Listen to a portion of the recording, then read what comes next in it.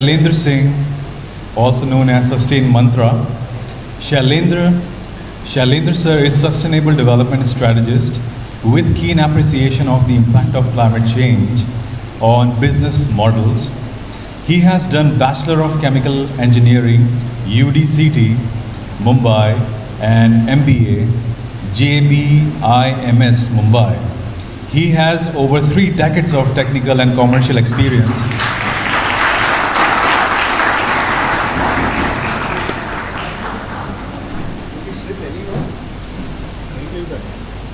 Yeah. Yes. Please, sir.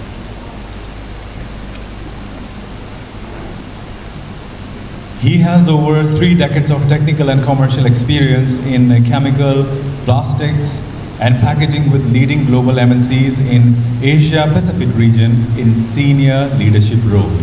He firmly believes that in order to bring out change at scale, the 4 C's are most important. The first one, collaboration. Second one, commitment. Third one, commerce. And the last one, the most important, communication. Then I would welcome our next industry expert, Dr. Hishmi Jamil Hussain, who is Head Biodiversity, Corporate Sustainability, Tata Steel Limited. Dr. Hishmi Jamil Hussain is a distinguished speaker and lead author for the Asia Pacific region of the Biodiversity Assessment of the Intergovernmental Science Policy Platform on Biodiversity and Ecosystem Services, which is also known as IPBES. Currently, he is Head Biodiversity Corporate Sustainability at Tata Steel. Welcome you, sir. Next, we will be having Mr. Dipankar Ghosh, Partner and Leader, Sustainability and ESG Business Advisory Services.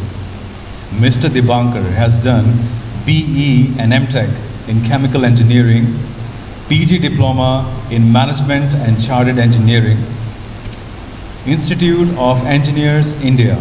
He has more than 30 years of experience in leading solutions and teams around the subject matter of sustainability and human development.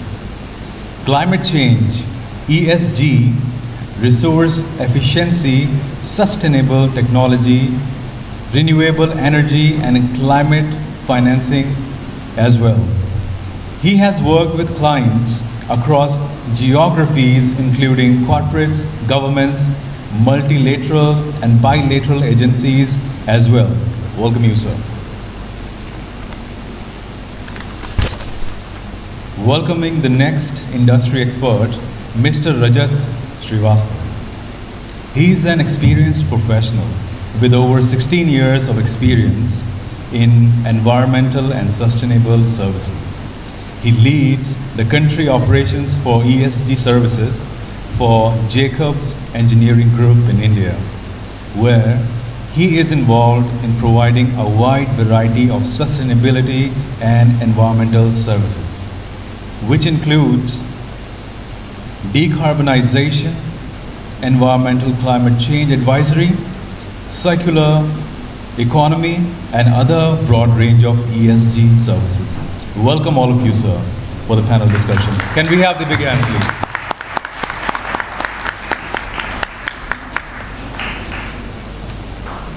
So for the panel discussion, we having a topic, and that is mandatory sustainability reporting in India.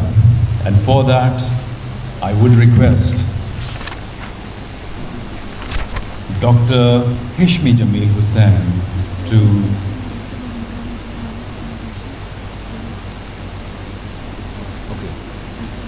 All right. Actually, Dr. Babita Kataria is going for out of time. So for that, we will conduct felicitation before we go ahead with the panel discussion.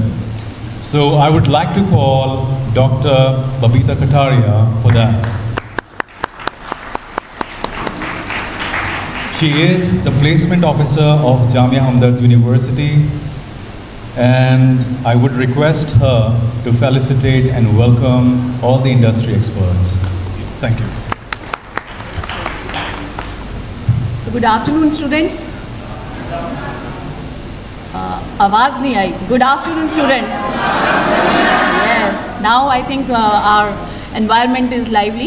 So because doing a welcome, it should be always with enthusiasm. So we wanted to definitely welcome our guests, all the guests which are on the dais. And first of all, I will like to say a few words for the university. I am very much happy that I have been appointed over here as the honorary director in the industry interface cell, and we have named as Industry Academia Partnership Cell. So definitely I will also thanks to my chancellor and the soul over here. We have a soul. I think when I entered in this university, I was very happy that I had a very positive vibes of someone who is here.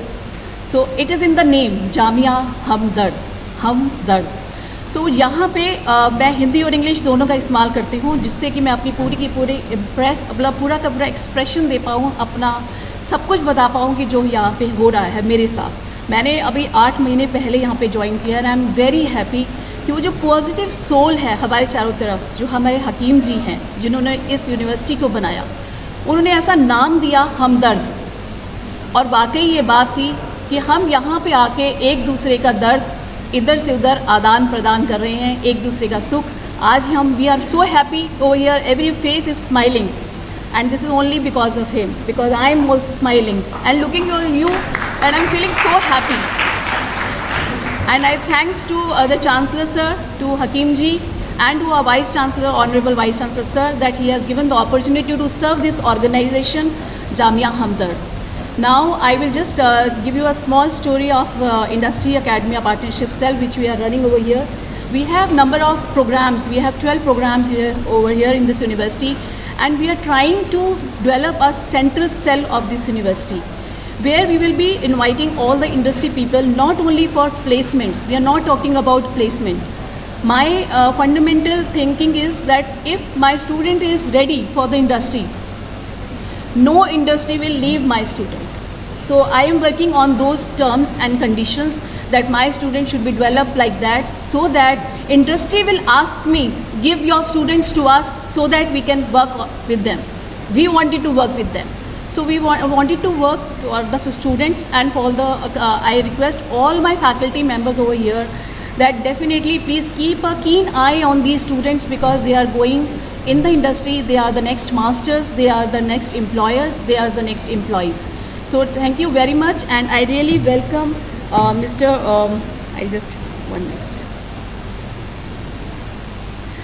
Mr. Shailendra Singh, Dr. Hishmi, Dr. Dipankar Ghosh. I think you are doctor, you're not? Okay, sorry. So Mr. Dipankar and Mr. Rajat, and during tea time we have met also, and they have an ample of knowledge with them. So today it is a time to take that knowledge, enhance your knowledge, and think what actually industry is requiring, and develop yourself, because it is that point, or it is a time where you are going to turn yourself and the industry. Thank you so much, and welcome to all my guests on the dais. Can we have the big hand, please? And now I would request ma'am to felicitate our industry experts. So the first one to be felicitated, Mr. Shailendra Singh. Please sir, can we have the hand?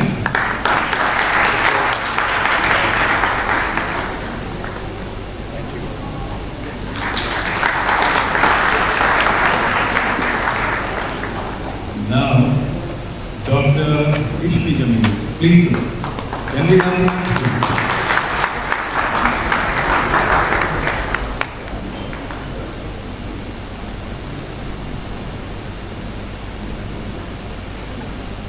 Now, Mr. Dipankar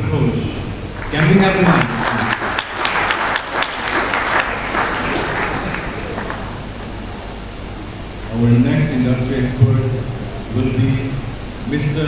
Rajat Srivastava.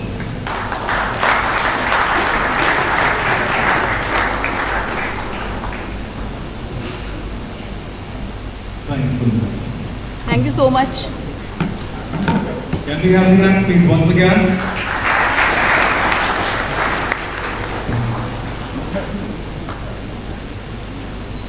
So everybody, shall we initiate the panel discussion?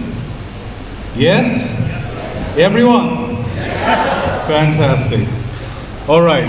So the topic for the panel discussion is mandatory sustainability reporting in India. And for that, I would like to know the views from Dr. Hishmi Jamil. Please, sir.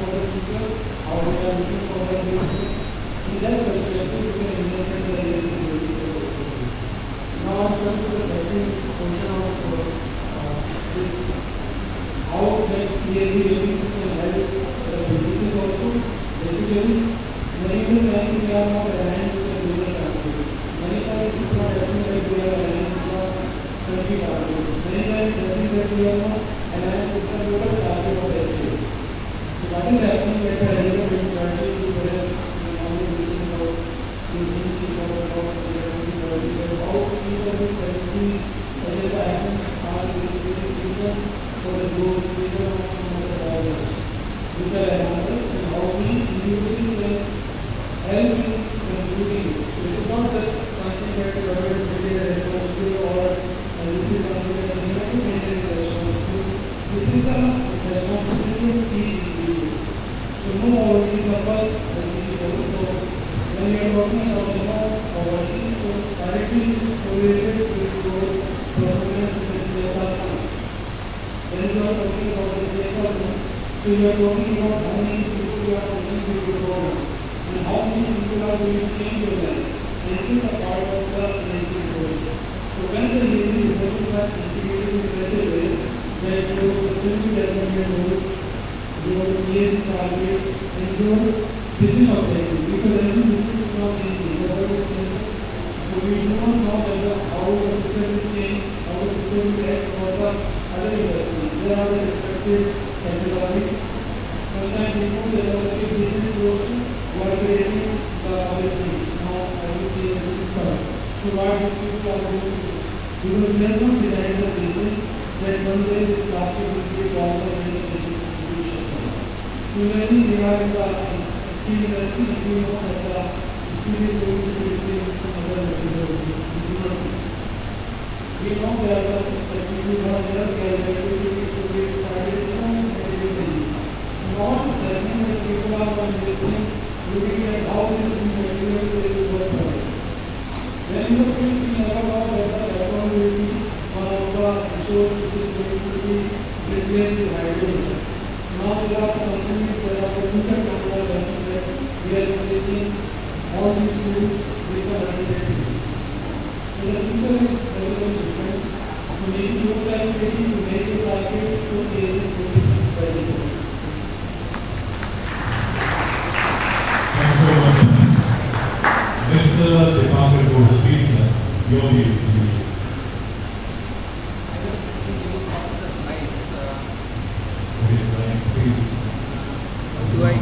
How do we control that?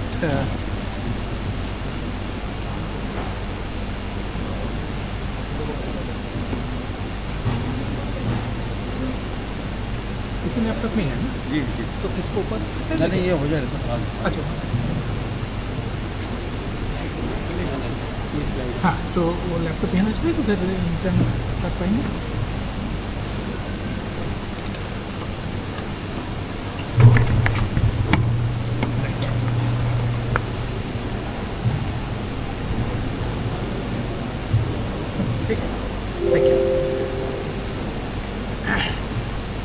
Thank you very much, and I think today's topic is very relevant because sustainability and digitization, in the earlier session only we had heard the relationship, and sustainability is such a topic where huge amount of data information and other things are required to be processed, and therefore the digitization is such an important component. Today, all the sustainability initiatives driven by companies, driven by government, driven by the global community is so much driven by data analytics and things like that. Artificial intelligence is something what we heard in the morning.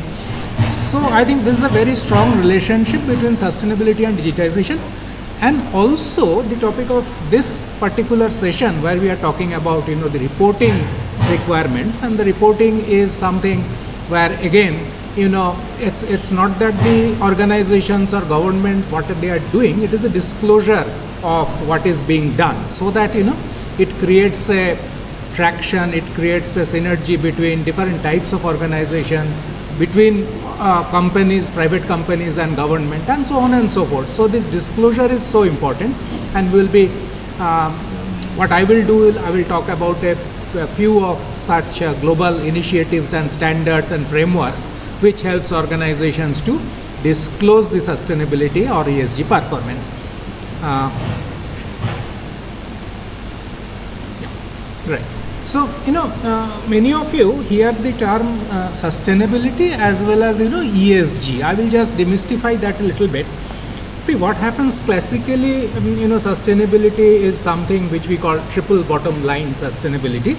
It stands on three pillars: what is the economic performance of an organization, environmental performance of an organization, and social performance. So it is believed today that for an organization only economic performance is not sufficient enough. It is also important that we should have proper environmental or social performance. And the whole, these three pillars stand on a bedrock which is called governance. So good governance is something which is so much necessary, and as we see in all facets of our life. Sometimes this is to be also referred to as people, planet, profit, like PPP, people referring to the social performance, planet referring to the environmental performance, and profit referring to the economic performance. So recently we are coming across this term ESG a lot. It's the same thing. We are talking about environmental, social, and governance. And when investors are looking into companies' performance, this ESG term is used more and more in that context. And the significant contributors to this sustainability, organization's value creation, that is also becoming very important. How an organization's existence creates social value. And there are 6 capitals, as you can see on the right hand side bottom of the screen, which are natural capital, social capital, manufactured capital, financial capital, human capital, and intellectual capital. How organizations actually work on these capitals for a value creation for the social good. I will talk a little about how organizations mature when it comes to sustainability. At the beginning, any organization, when it starts its journey on sustainability or ESG, whatever we call it, it starts with trying to be compliant. The regulations, rules, how we comply to those regulations and rules. The organization becomes a compliant organization. Then it starts building efficiency into its operations. It tries to use minimal energy, it tries to use minimal resources to deliver or the product it wants to do and increase productivity. So organization becomes efficient, it becomes optimized, and finally an organization in this maturity curve as it progresses, it becomes the leader. So it tries to kind of motivate others in the sector. It tries to actually create a consensus within the society that this is how an organization should function. So the whole journey happens from risk management to impact creation to value creation of the pie for the society. So that is the context we should understand for any organization. This is the journey typically, as we have seen organizations where Dr. Hishmi is there. It is a very advanced stage of maturity. The Tata Steel is one of the icons. It is well respected, regarded. But there are organizations which are starting their journey. They are actually somewhere in the curve. Now, ESG disclosure or sustainability disclosure, now you will hear that ESG and sustainability are kind of, interchangeable kind of word. So this disclosure landscape has actually evolved over the last, couple of decades in a very significant manner. On one hand, globally, the line at the bottom shows, how the global developments has happened on sustainability disclosure. So the initial step, in the beginning of this century, around 2000 or so, this global reporting initiative, GRI, came into being, and that is now today one of the perhaps most respectable or most widely used sustainability disclosure framework. And then there are different other things which has come up over the years, carbon disclosure project, where we are talking about disclosing the carbon emission. And today, we all know that climate change due to carbon emission is one of the most critical challenge for the overall the humanity. In fact, I do not know, some of you might have seen, few weeks back there was an article in the journal Economist which said that if we are able to tackle the climate related problem, most of the other problems related to environmental sustainability can perhaps be solved. There can be debates on that, but nevertheless the fact remains climate today is one of the biggest challenge before humanity. And therefore, over the last several years, the climate related disclosure has been in a center stage of sustainability disclosure. It is one of the components of sustainability, and that disclosure has become increasingly important. Similarly, if you look at the line at the top, in India, 2011, perhaps the Indian government side, there was some mandatory requirement of disclosure. And that used to be called what? BRR, Business Responsibility Reporting, which I think came into force from 2013, if I'm not mistaken, right? Although the guidelines came in 2011, but it was mandatory, I think, from 13. And Companies Act was updated in 2013. It was the age-old act where new components came in, and the SEBI, Securities and Exchanges Board of India, talked about integrated reporting, which is not only doing a standalone sustainability or ESG disclosure, but combine it with your financial disclosure. So financial and non-financial disclosure getting combined together, which gives your organization stakeholders what the performance is all about. And there has been an increasing debate that there is nothing called non-financial performance. Why? Because every non-financial performance today for an organization is very much related to the financial performance of the organization. So there's a new set of thinking which is coming in, that nothing called non-financial performance or non-financial disclosure. It is all related to some kind of financial performance of the company. And very recently in India, about it a little later in my presentation, to the last few slides, the new thing which has come up, Business Responsibility and Sustainability Reporting Requirement, BRSR, which kicks off from 2023 for top 1,000 companies in India. Top 1,000 means top 1,000 as per the market cap. So for these organizations, so government has mandated that along with the annual report publication, we have to publish BRSR, which will be covering salient features of sustainability performance.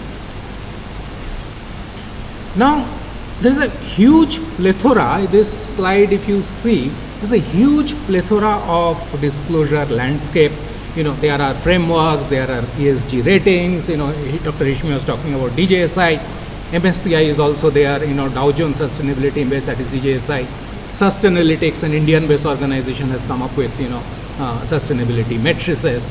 Then there are ESG regulations, there are sustainability standards, GRI I talked about, there are several others. So there is a plethora of such frameworks. So industry or organizations are sometimes kind of confused what to follow, how to follow, and what are the key takeaways. And a lot of initiatives globally is now happening. This is, of course, I will not discuss on this. This gives you a timeline. This, I think, deck should be available to all the participants later on. So you can see how and when things have come in. But what I wanted to tell is that there is a global, initiative on consolidation of these various standards and guidelines which is existing across, the world. So ultimately now, something called International Sustainability Standards Board, ISSB, an initiative very recently, last few years, this has been initiated. It is taking a cue from international financial reporting standards and creating a guideline and consolidated set of guidelines for sustainability disclosure. And it is drawing from various previous, frameworks which has been present for last so many years. And that is actually the consolidation that, towards which the world is actually going. I will go back one slide and talk a little bit about, emphasize a little more on the climate related disclosure that is gaining ground over the years. And GRI and IR, GRI is the Global Reporting Initiative, IR is the Integrated Reporting Framework. They of course talked about, the climate related disclosures. But what is happening is, the investors to any company or any organization, they are increasingly looking at what you call climate risk of an organization. We hear about stories like, because of drought in Gujarat a few years back, all the workers, abandoned that region. So there was a serious crunch for laborers. Then, because of inclement bad weather conditions, cyclone, typhoon, etc., the regions get devastated. Coastal areas, for example, they get submerged.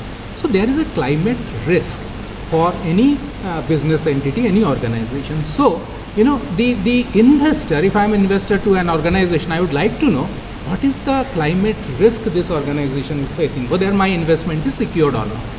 So the focus on climate risk and climate reporting gained importance over the last few years, and which resulted in something called TCFD, Task Force for Climate Related Financial Disclosure, which means not only what are the climate risk, but what are the financial implications of the climate risk for an organization. So that is becoming so important. I think there are a couple of other examples I have given. This is something and across the world different kind of developments are happening. The Securities and Exchanges Commission, US, they are also bringing in more stringent rules of disclosure, which again significantly encompass or incorporate the climate related disclosure of the organization's risk. In Europe, if you look at the European Commission and this European Financial Reporting Advisory Group, FRAG, they are also bringing in new disclosure requirements, which significantly emphasizes on climate risk and its disclosures. And in India, the stock exchanges like BSE and NSE, Bombay Stock Exchange and National Stock Exchange, they are part of what you call Sustainable Stock Exchanges Initiative, where we are talking about the ESG guidance or ESG or sustainability disclosure related requirements, which prompted eventually SEBI, the Securities and Exchanges Board of India, to come up with what we call BRSR, which I talked about a little earlier. And BRSR requirement talks about there should be general disclosure, there should be management processes disclosure on them, and of course the 9 principles provided by BRSR. Across those principles, how the organization is faring. And it talks about 4 enablers: leadership commitment, which is important for any organization; the employee engagement, how employees are inducted into the whole process of sustainability or ESG; stakeholder engagement, who are my stakeholders of the organization and how I am dealing with them; and finally disclosure and reporting. These are the 4 key elements of BRSR, which talk about how eventually reporting will shape up. And when BRSR has actually been framed, you will be happy to note that it has actually drawn references from several global guidelines as well as framework, and tried to make it very, very comprehensive and useful for the industry. So with that, I think I will stop, and if any questions are there, I am happy to take later, but I think before that we will go for presentation of the others. Thank you so much.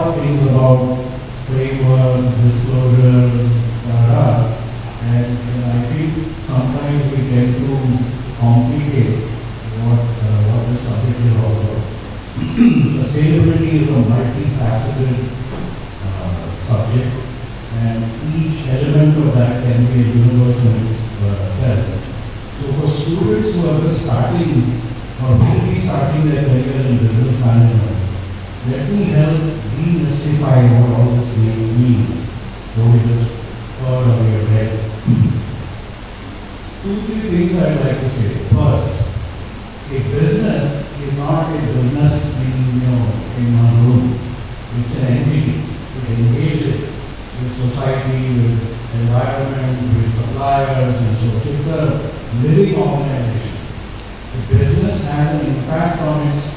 environment, and the environment has an impact on the business.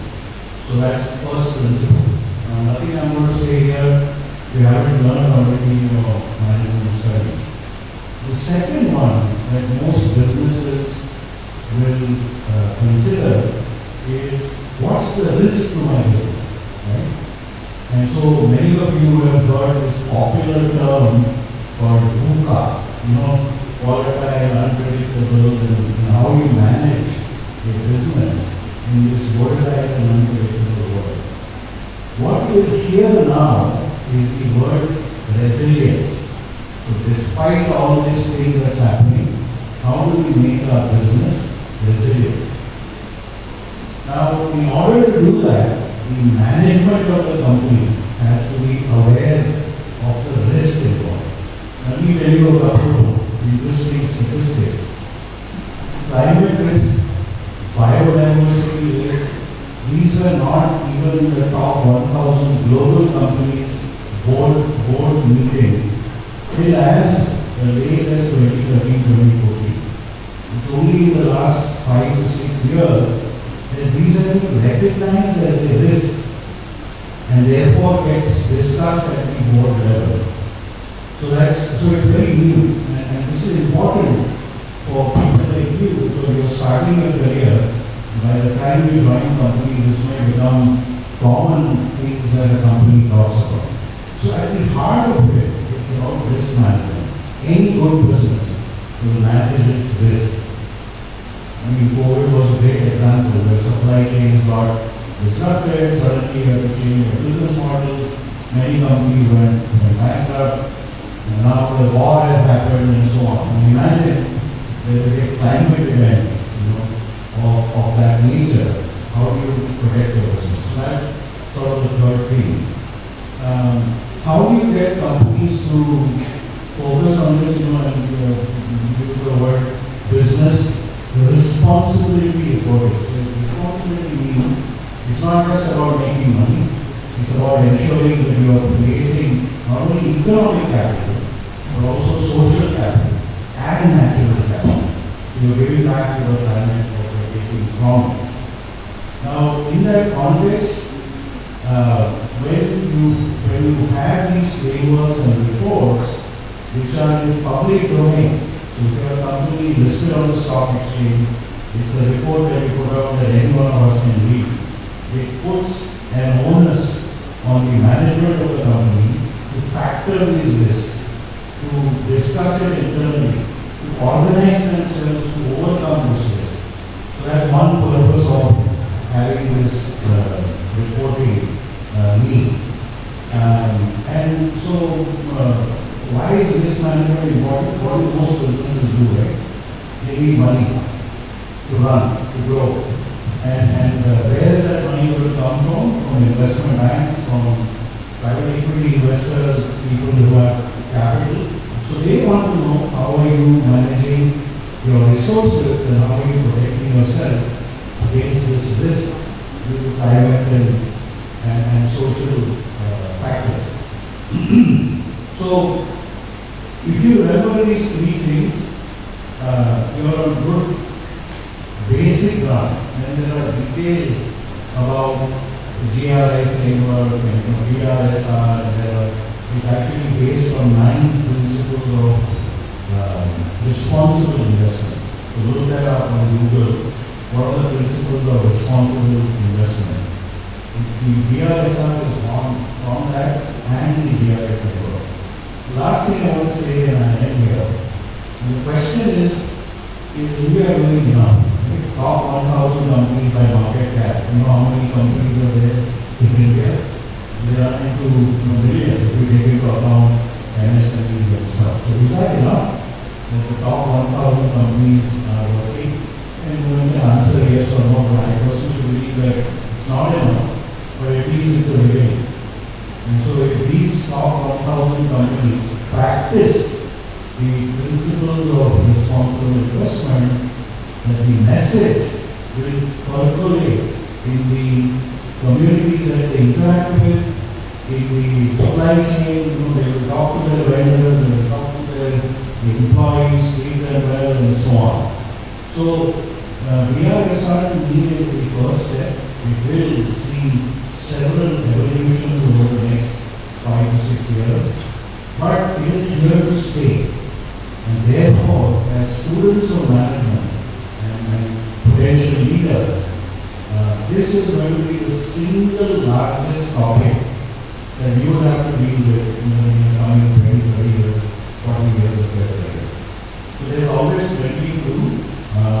It's never enough. And to end, I would say that we are actually trying to build a new economy, all social development goals, circular economy, whatever we are trying to do. An economy that is good for the planet and also good for the people who run the business. So hopefully that is simple enough. I'm happy to take questions later on. Thank you very much. Thank you so much.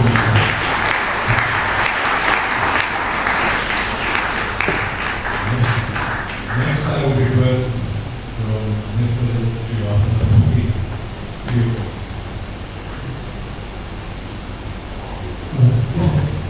On the onset, I'd like to thank Navina for having me here, and I will try to capture your interest. The challenge of doing last is most of the points have been spoken, and at the same time, I have audience trying to capture your interest. So I try my best. But I'm from Jailers University, and I look at things on the sustainability, ESG, environment, legal it all, and they look at it very fundamentally. Yes, they are local coding framework, mostly driven by the C26 meetings. Global leaders are making commitments. The companies are making commitments trying to go to green. But what does it mean for inclusiveness and for on-ground implementation of various? Should this be mandatory for India? They are looked at it very simplistically. For you to mandate something or impose something, it has to be simple enough, accessible enough, not for the big organizations, but for small, medium, all sort of, even one person business on the ground. We have such huge diversity as a country. We have one person running a hawker on the street selling golgappas, whereas we have multi-disciplinary conglomerates like ITC, Tatas, for example, who have diversified business portfolios. So you can't have one size fits all model. It will not be like, okay, this is the framework, report all these things financially, you're done. It can't be a cut, chalk, paste exercise. It has to be made with no purpose. Then you can have an attitude. Otherwise, you have some people who are well conversed, leading it, shaking it to where they are, because they have the pronounced impetus in the business. Whereas there is somebody else who is following what is being said because they don't have the experience. So, in order to be made mandatory, obviously we have to incorporate what is done good globally. But looking at the climate change challenges, for example, it's unique to each country. The climate change challenge in the US is different to the climate change challenge in India, to Australia, to Africa. The elements are different. You can't have the same metrics going in. Also, I like to, there was a point made about everything being quantified financially. Very difficult. And in this business, we're working with a lot of organizations. You can't quantify everything financially. How do you quantify diversity financially? It's representation of different ethnicities. If you allocate a percentage of that ethnicity, is that good enough?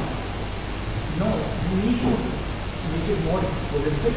We need to make it more inclusive, and we need to simplify it enough for all the industries, all the players, whether big or small, to understand what it means for them. And the driver for that shouldn't just be the regulatory or investment rate. It should be a motivation, and as I said, their businesses are there to earn money. So we sometimes go to the market and select things, right? We go to get features. You go to like air flight chips versus flight chips. How many of you look at it? Which of those chip packages is sustainable? You look at it, which is more healthy for you, right? And health is a sustainable component, but it has to be more us as folks recognizing that we need to go with an organization who's putting effort into sustainability sourcing. In fact, if we offer is more sustainable, we get oversupply and produces it for you. That means conglomerates were getting from a lot of places. And there is a fix for all that. But just to cut it short, just to bring it back, I would say, we need to make it simple for us. We need to have a framework that can be rolled out and can be implemented simplistically for all. And we need to work with the conglomerate for doing it and having local representation. Take Amul for example. Amul sources the milk from local suppliers. They work with these small farms to get the milk. Mother Dairy is another example. We need to enable them to create a grassroots aspects, the grassroots means of sustainability to be implemented, to be able to track and to be able to take it to an end point where they need something. It's just not a number, it should mean something, it should take it to an end point. And that is what we need to define. Once we have that figured out and it's a evaluation process, then it can be managed. Till that time, it will be a group, it will be a broadened topic that only a few will understand, and it will be very challenging for the people on the ground, for smaller communities to learn. So that's how I see it. I think it should be very mandatory, but it should be understand in its fundamental what it means. And we should accept it as individuals to imbibe sustainability rather than just report it. And when we come to that point, that's the point where we make it mandatory or we put additional values.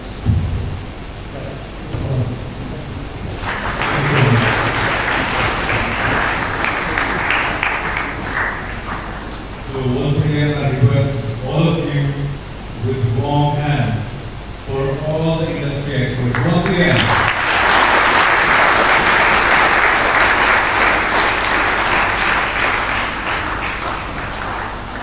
So it's time for the Q&A. Everyone, Q&A, and I would like to request Dr. Manpreet Kaur, Assistant Professor of Jamia Department of Management, on behalf of you, he would go for the brief Q&A with the industry experts. So can we have the big hand now?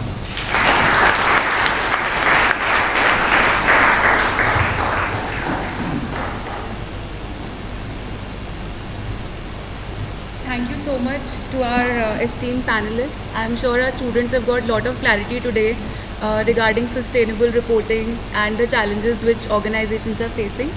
Indeed, it was explained in a very nice, simple manner, and I'm sure our students have got some hold of that for sure. But sir, there are some questions which our students have, and they have asked me to ask all of you. And they are pretty simple. They are innocent questions from our management school students. So I'll just start with the first question. What are the challenges which companies are facing while reporting sustainability reports? And this question, I think, should be routed to Dipankar sir because he was talking majorly about sustainability. So if you want the mic.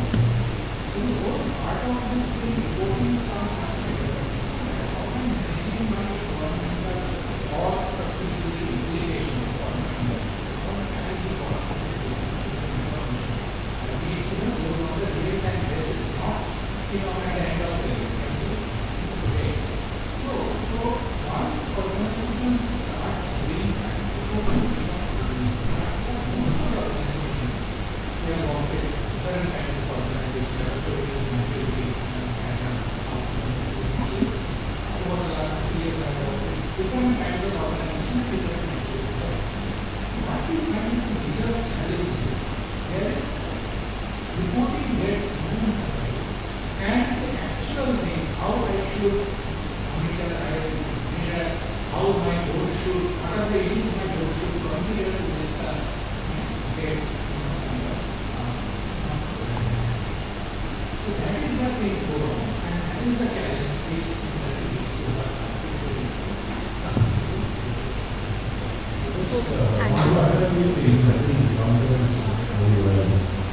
I engage with companies which are, let's say, between 50 crores to about 800 crores turnover. Many of them are very small. So what are the challenges there?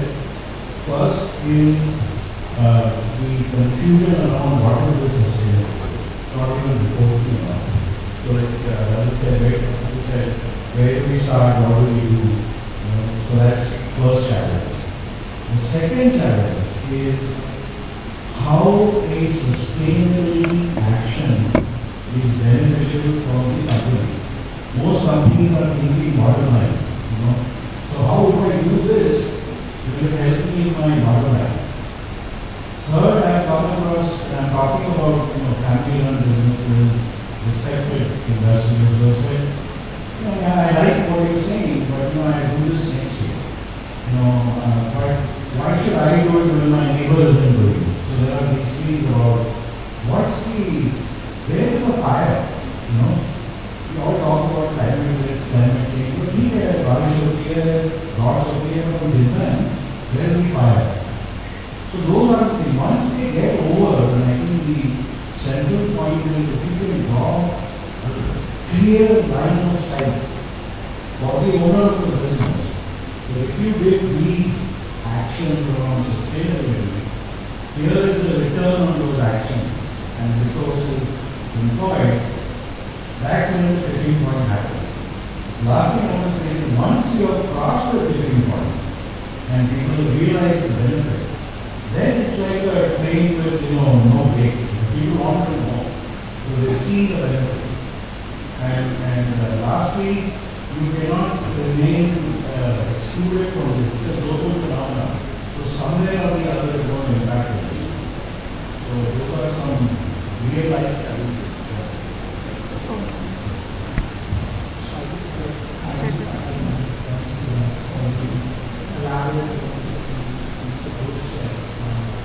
Like I said, the proposal comes after, but are the means to the end? Is there technology or technical or other solutions readily available to achieve those needs? You want to reduce your carbon footprint by 50%? You have to do your business travel. You can't just say that, obviously, you can do certain things at certain point. But are there other solutions which are readily available to us? So, as an engineering consultant group, we run into those challenges. We come into organizations that don't like, we need to achieve this, but what are those technical needs? What is the maturity of those needs? And what is the accessibility of those needs? So that's where the hindrance or hesitation, as you said, comes to reporting that, because that is too cost prohibitive, or that is too, unknown for them to venture into, to achieve it.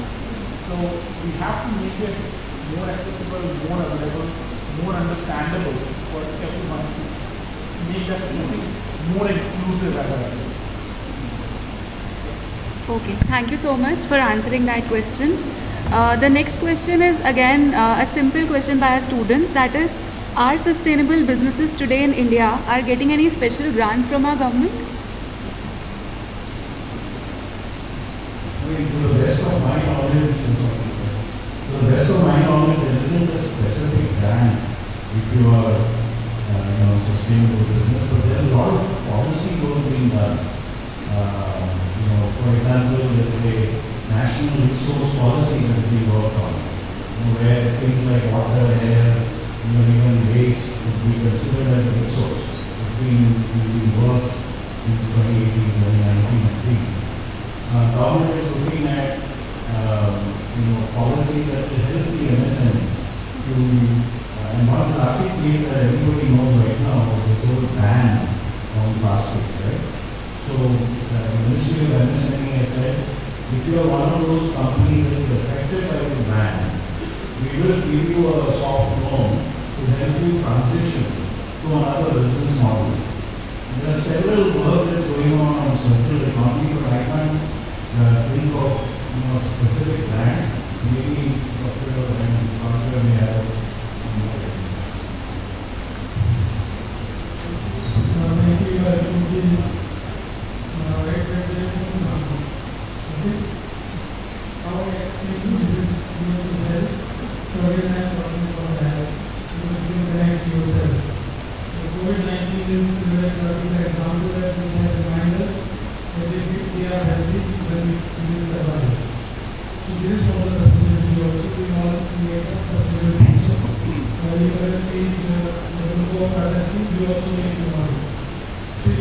working for tomorrow, you must validate sustainability in your business.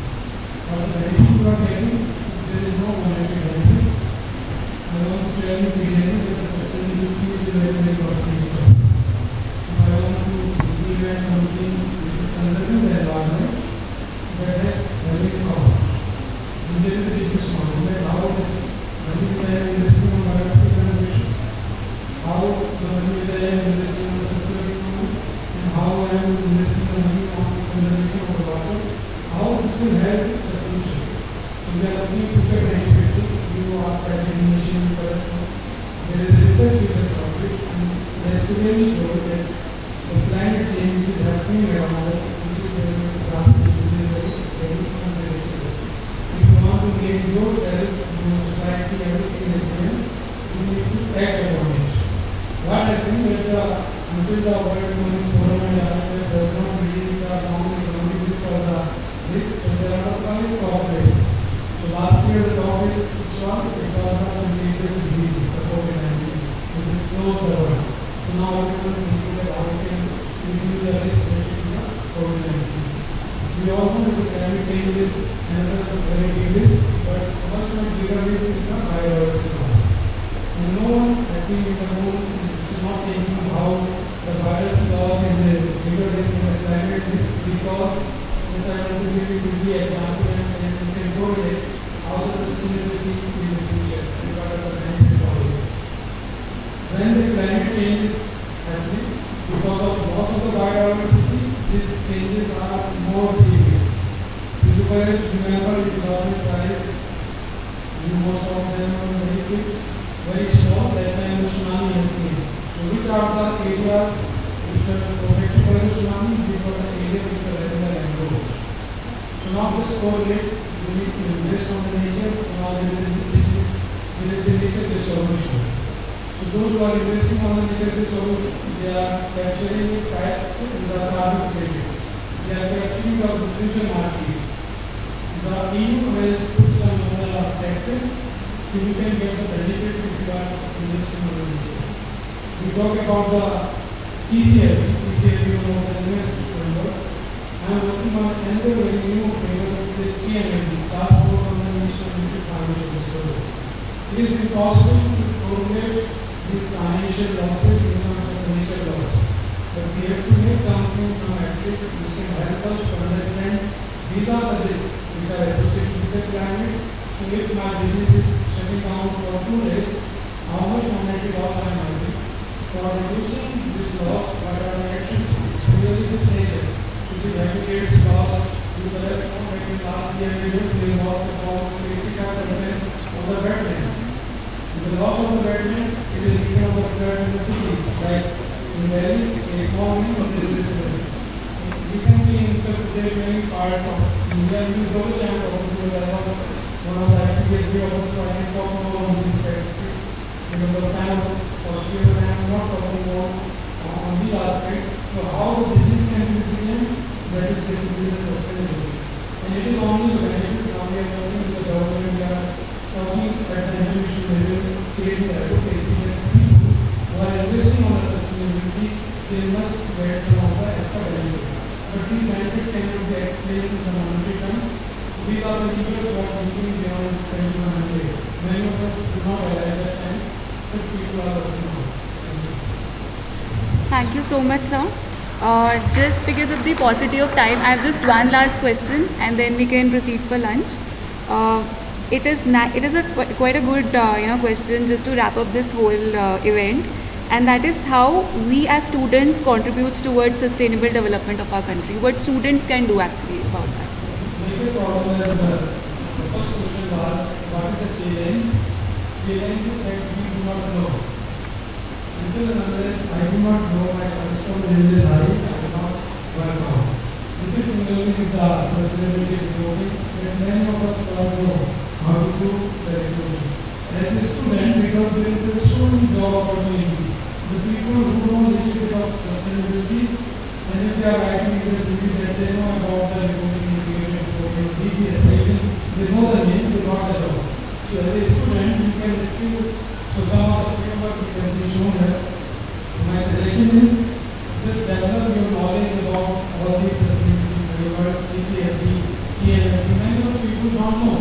even I was talking to some of the teachers in our profession, they do not know what is the element in third. So you are very fortunate that your professors are talking about it. So as much as knowledge you will acquire, and as much as you will go to these programs and these conferences are some of the wonderful opportunities. I am sure that many of you are not interested to attend it because when I was a student, I was the same field. So, but these are some value addition. Those who are absorbing the knowledge from it, they will be benefited. Thank you.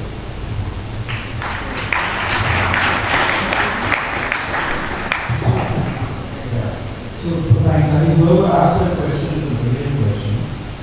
Let me give you an example of what a 13-year-old girl did. You must have heard of Greta Thunberg, right? She changed the world opinion. She sits in front of presidents of US and others and talks to them like a equal. So that's the power you guys have. Second, don't think of yourself as students. We're all consumers, right? We're all human beings. And for every good thing, it starts at home.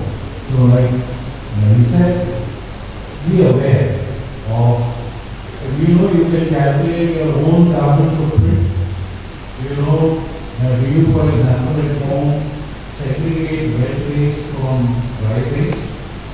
You know, so these are things you can do as an individual. When it comes to a school or a campus, I can tell you now there are several campuses that have taken on the net zero strategy as a campus.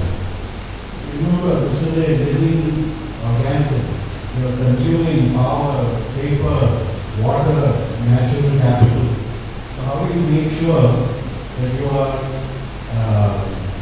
circular in nature, or you are not taking more than what you are giving? And if you do one small project, implementing and executing that project will make you learn more about sustainability than you ever do in classes and stuff. So that would be my I'll just add to that, there is a very fundamental thing in terms of sustainability that we often miss, and it's the behavioral part of it. In fact, that is the most difficult thing for us when we have a new person, the behavioral aspect of a place. I look at it more fundamentally from safety. Safety often tries to not talk about radiation, but it is a very core component of being sustainable. Because if you don't value sustainable safety, it's actually you're caring for somebody else also, caring for yourself. It's the fundamental part of being adult. It's the fundamental part of caring for others, caring for your well-being, caring for the entire environment. And it's the biggest, Dr. Bhatt is probably in the industry, there's something called behavior-based loss prevention, BBL. Which looks at whether in your mind you are safe individual. We often say, like, look at Mr. Unfortunately passed away of Dr. recently, and it is a very fundamental thing. We don't put on people at the back. I get into fights in my own home with my mother and my wife when I tell them to do so. But you see the consequence of that. So you have to think of your actions. You have to create awareness to others. You have to be, as a student, as a person, somebody advocating sustainability, safety, and bringing it in your behavior as first. And once you do that, you will be able to influence others positively in the right way. Don't coerce people, but learn how to influence. And that is the biggest skill that you can have and inculcate in yourself. Don't be a different person. I walk into this office, I'll be a safe person, I'll wear my safety gear, I'll do this sustainably, I go home and I'll be wasteful. No, you cannot be like. You can't live through life. You have to bring it in your fundamental way. And that is what I'll say. That attitude part of it will help you become successful, sustainable wherever you go. So that's what I would say. Just last concluding remarks for Dipankar sir, if the same question can be answered. I think most of that is already said.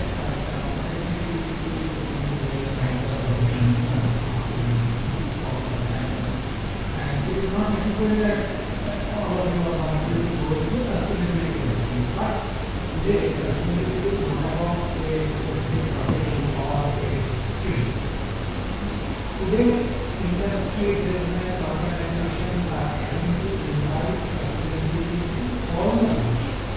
So no matter whether you are a HR professional, whether you are a investment professional, whether you are a operational professional, whether you are a finance professional, you have to see how you can invite sustainability into the working, how you can bring in sustainability in the decision-making processes, all the decision-making processes, be it investment, be it your daily metrics or your people.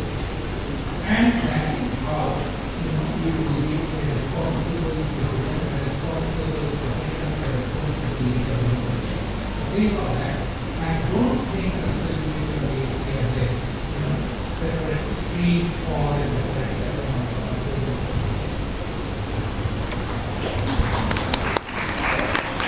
Thank you so much to the wonderful panel discussion we had today. I'm sure many students have got a lot of insights about sustainability today in our session. Now, because we are just running short on time, I would just request everyone to please proceed for lunch. My panelists, my faculty members, please. And everybody, there is something to you for tomorrow.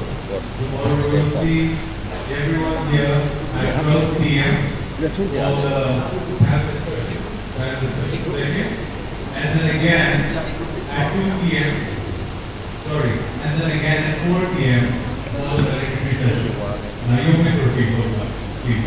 Thank you so much for being a wonderful audience.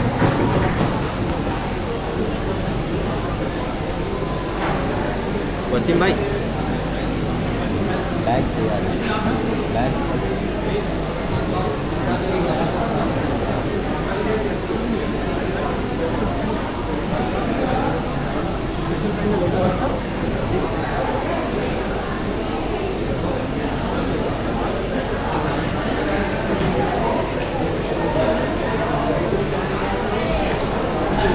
बेटा तू पीना लिया जा पहला खाना खा ले काम करोगे तो फोटो लेते हैं अरे अभी ना लो खाना खा लो मैं कुछ नहीं मिलना बच्चा कुछ नहीं